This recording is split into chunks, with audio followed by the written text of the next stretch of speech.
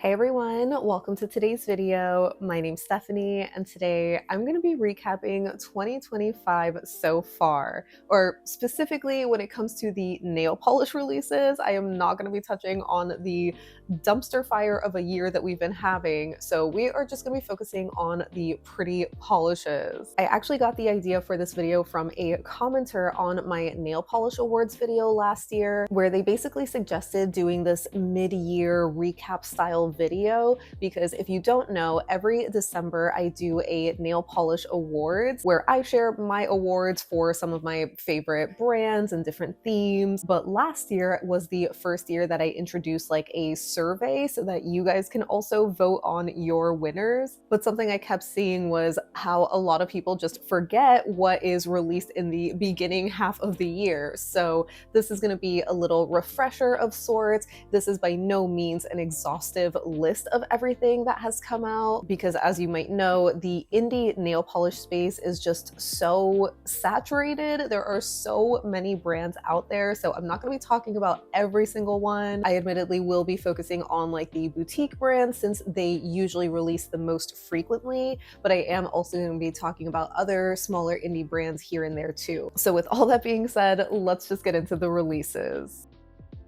So starting in January, we have a couple of releases where it's usually like a slow month just because it's the post-holiday season. But I still am not going to be talking in depth about all of these collections because, as you might know, I love to yap and I don't want to be here for hours. So the first collection I want to bring up is Cirque's Moonstruck collection. I believe the majority of these were in their new Spotlight Shimmer finish, which basically are these shimmers packed with reflective glitters. So they have introduced that kind of finish like before in polishes here and there, but this was the collection that sort of debuted this new name for that specific finish. There was also, I think, a navy blue jelly and then a holographic sort of magnetic topper in there, so it was like a little varied, but mainly the same finish in different colors. We also saw Kathleen & Co. release their Mardi Gras collection for this year, which I believe they do every year. I'm not much of a Mardi Gras person myself, but I appreciate that they do this just because, again, January is usually a pretty slow month. And if we aren't getting like other sort of winter releases, we'll get into the Valentine's Day releases. And I know a lot of people don't usually love that. So I think it's just fun having a totally different theme that we normally don't see. Getting into the Valentine's Day releases though, we also got Island P's Love Story Trio, which were just these 3 cream polishes. Some of them were kind of crullies, but for the most part, they're just not specialty finishes. And the color palette was more of like a maybe mature sort of scheme with the berry reds and the mauve shades. So, you know, it was definitely very different compared to last year's. That was a more playful kind of color palette. For the specialty finishes, we saw Glisten and Glow release their Love Songs Trio. I think this was their volume 5 iteration. So they've been doing this for a couple of years. And this one had more punchy colors in some different specialty kind of finishes. And lastly, we also saw Cracked Polish release their How Would You Describe Your Relationship collection. Definitely a mouthful for a collection, but this one was also a pretty big one where it was 6 polishes, maybe a little excessive for, you know, a single holiday. But what I really appreciate about Crack's Valentine's Day releases are just how they're split into the 2 vibes, where half of the release is this lighter, cuter, you know, flirty, typical Valentine's Day color palette, but then the other half is more of the anti-Valentine's Day. So I love that she's just giving options for everybody. Moving on to the month of February, the first collection I want to talk about is Cirque's Angel Baby release, which I feel like kind of has Valentine's Day vibes. I was also calling this one the Daylight 2.0 collection because I feel like the color palette is very reminiscent to that one. So we got some new crellies, a couple of shimmers, overall very light and airy kind of shades that still have like a little bit of a wintry or a transitional feel. These next 2 releases definitely have that darker sort of feel to them, which kind of gave me more winter vibes. But the first one was Starly's Northern Lights collection, which were mainly these magnetic polishes. There was also a gold reflective kind of topper in there,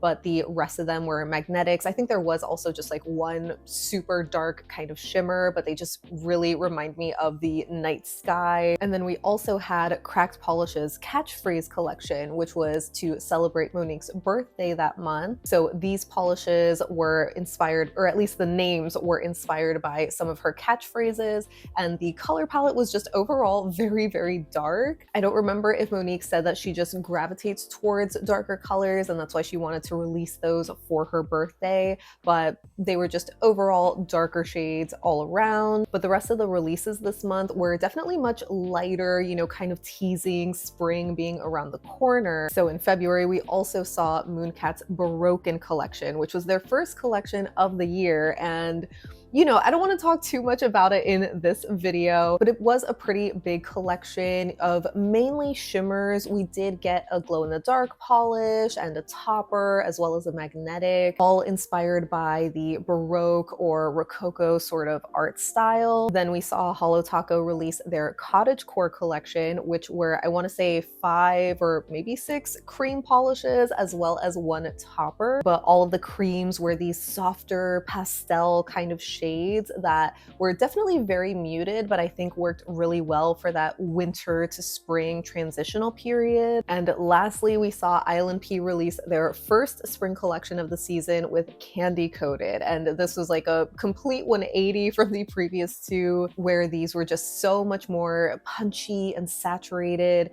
We had an array of different colors and finishes. Overall, just really leaning into those super bright, colorful candy vibes. In the month of March, Cirque released their Glazed 2025 collection, which is basically their collections that feature all jelly polishes. So they've done a couple of these throughout the years. This year's color palette was a little bit more random, I'll say, or at least I wasn't as much of a fan as I was of last year's lineup, but they were all jellies, which I'm generally a big fan of. And speaking of glazed, Cracked Polish released their Glazed and Glossy collection, which are not jellies.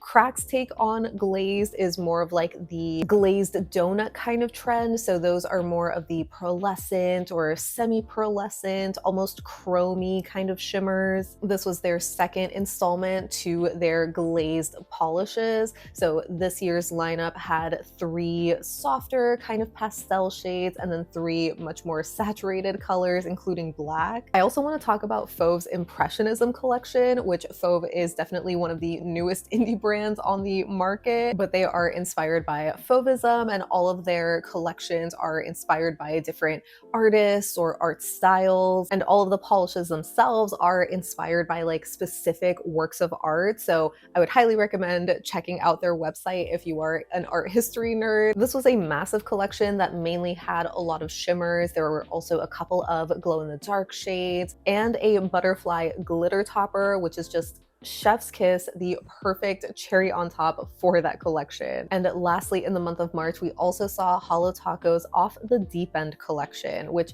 I would consider more of like a summer release, even though it came out in the spring. It just had these much more vibrant, saturated, almost jewel tone kind of jelly bases, filled with these iridescent flakies, totally nailing the mermaid under the sea kind of vibe. I think most of these also had reflective glitter in them, except for one polish, but a lot of people didn't see the reflective glitter. Moving on to April, Cirque gave us their Circus collection, which I believe were full shimmer graphic polishes, which that is another trademark kind of name for that specific finish from Cirque, where it's just packed with these shimmers and the scattered hollow glitter. So even though they were all the same finish, the colors were definitely very varied and super bright and punchy, so saturated. Then we saw Island P release their second spring collection with Rewind, and similar to Circus being like the same finish across the board, Island P's take was these jelly, crelly kind of bases with this dainty hollow glitter, but in these much softer spring pastel kind of shades. So the colors colors, along with the names and theme of the collection, were definitely giving very like nostalgic vibes, you know, growing up in the Y2K era. At least that's how I felt. We also saw Cracked Polish release their Grandma Core collection, which is basically these 6 polishes that are just creams, 3 of them being kind of lighter, somewhat neutral shades, like with the white, the gray, and a cotton candy pink,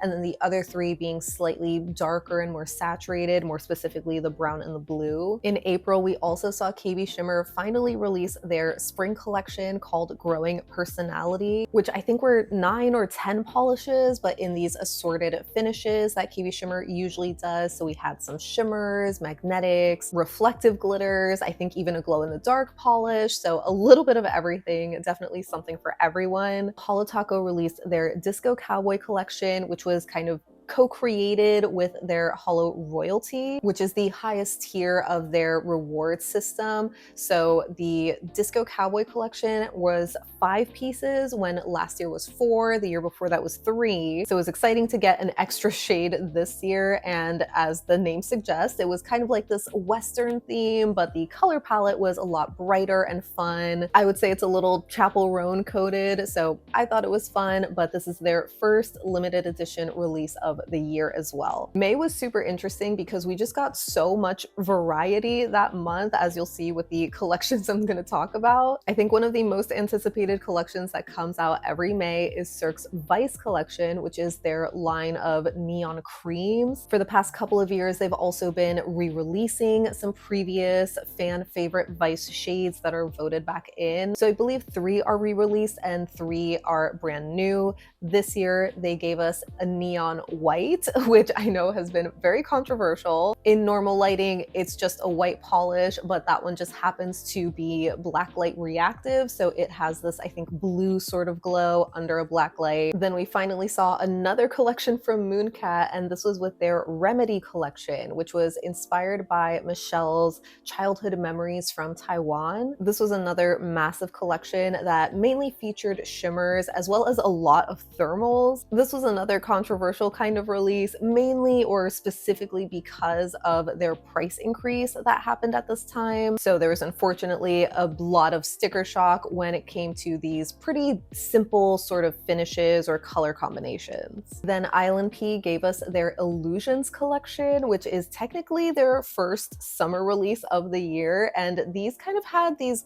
darker magnetic polishes, but they were filled with these brighter multi-chrome kind of shimmers that contrasted with the magnetic shimmer, so they were just very color shifty overall. But the bases I would consider to be pretty dark, especially for summer, at least for me. And then Holo Taco released their Pixel Perfect collection, which were these beautiful chunky glitter polishes in these sort of like pastel rainbow colors. So again, not really giving exactly summer vibes for a May release, but it's on the other side of the spectrum compared to Illusions. But I think a lot of people were excited about this because it's like the first time they gave us these chunky glitters that were not seasonal or limited edition. I again want to talk about Fauve because they released their first Van Gogh collection in May. This was a beautiful, bright, colorful lineup of shades, obviously inspired by Van Gogh and some of his works. We again saw a lot of shimmers, thermals, glow-in-the-dark shades, magnetics. So again, just a lot of variety, not only with the colors, but also the finishes as well. Lastly, I actually want to talk about Prism Parade and their Meet Me at the Mall collection.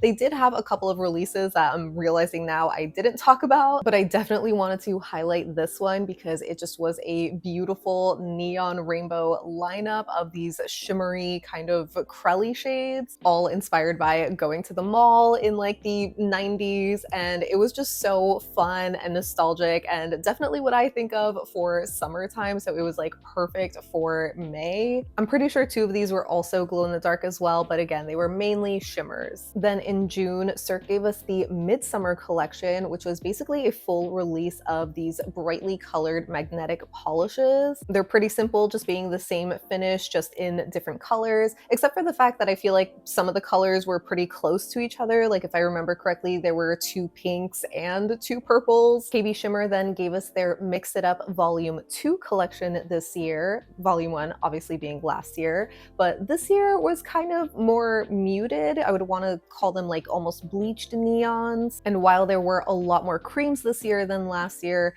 similar to Cirque, I feel like some of the colors were a little close to each other, like having 2 purples, 2 pinks. Again, it's just a little repetitive, but they did also give us a topper with that collection. This one was like the white version compared to last year's being all black, so that was fun. Polish for Days also released their Intergalactic Glow collection, which I was very excited to see because the past 2 years, their summer collections were just top notch. So it was interesting to see how they were going to top those, and they just went with a totally different direction, but still beautiful all around. Loved the theme for this one. I think the color palette was also just perfect. It was also very varied in terms of the color selection and like the types of finishes. This is one that I would love to talk more about, but we will move on. In June, Cracked also gave us the Walk That Walk collection, which was another super bright lineup. I think it was 6 polishes of these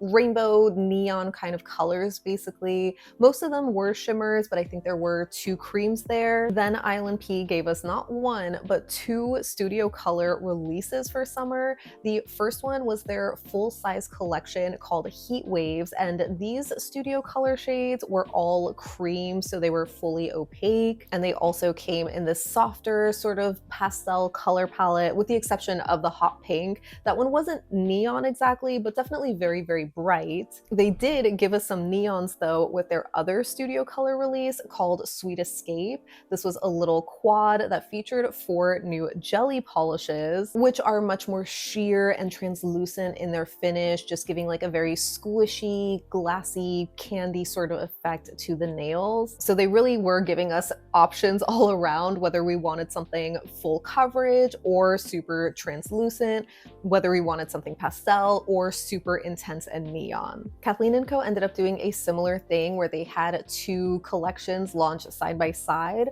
So we had the Summer Brights collection and the Rainbow Reflectives. Both of them pretty much had the same kind of color palette, but the Summer Brights, if I remember correctly, were more of like true shimmer polishes, while the Rainbow Reflectives obviously were all reflective glitters. I know it can definitely be overwhelming to see either like really large collections from indie brands or seeing 2 collections launched side by side, but I kind of like that they're giving us options. And the last collection I want to talk about for June is actually from Potion Polish, and this was their Minecraft Potions collection. They've been doing these rainbow themed collections for a couple of years, I want to say, or maybe this is the second year. Last year they debuted their Arcade Jellies, which were these rainbow jelly bases filled with a scattered hollow glitter. But this year, while they still had a similar rainbow jelly base in their collection, they featured holographic bar glitters, which, as you know, personally, not usually my favorite thing, but there was something just so satisfying about this release, maybe because they were Minecraft inspired, but I thought they were super cute and just like a fun little 2.0 twist on last year's Arcade Jellies. So I just wanted to talk about those too. So that pretty much wraps up my little recap of some of the 2025 releases so far. Again, I'm so sorry that I didn't include everything. I just know that I can already talk a lot and there's already a lot out there. So I just wanted to keep this as concise as possible because again, this is mainly to serve as like a refresher sort of video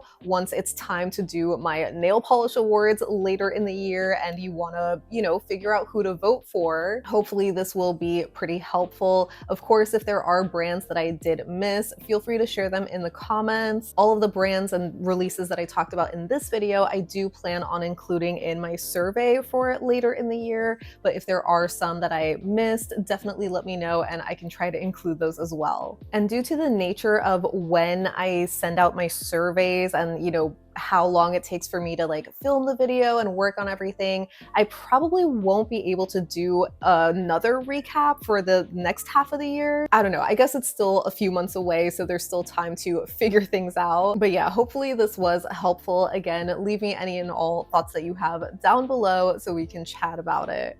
But thank you so much for hanging out with me today. I hope you have a great rest of your day, and I'll see you in the next one. Bye!